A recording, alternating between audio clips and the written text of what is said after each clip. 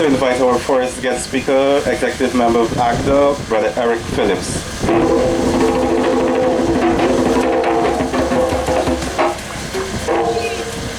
Thank you, MC.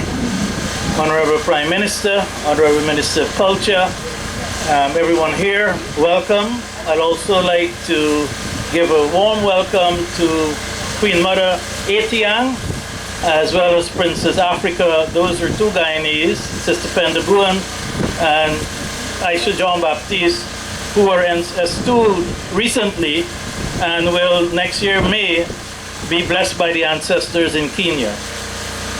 I was asked to do the keynote under the theme, bringing into focus the brutal and destructive rape of the continent of Africa.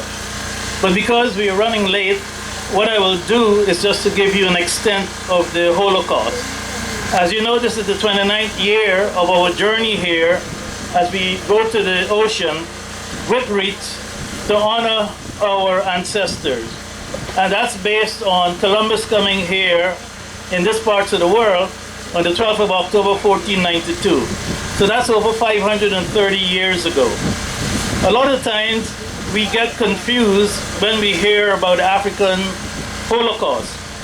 And we hear that there are only 16 million people who were brought to these parts of the world. But let me give you the real numbers. In 1650, Africa and Europe had 100 million people. By 1850, 200 years of the African Holocaust, Africa shrunk from 100 million to 95 million. While at the same time, Europe grew from 100 million to 265 million. So in history, we're missing 170 million Africans. And that's because Europeans only count those that came here. They ignore those who drowned in the Atlantic, and that's why we're honoring them. But they also don't tell us about the destruction left on the African continent. But a village of 200 people, by the time the war was over, because they gave tribes weapons to kill other tribes and to capture them, if 200 people were in a village, by the time they reached Guyana, only 35 arrived. And within 5 years, only 10 of those 35 survived.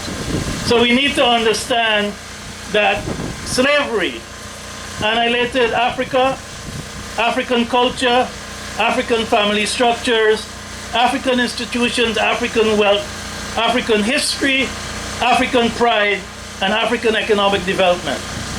I'd also like to close by reminding us here today that 473,000 Africans died to build Guyana.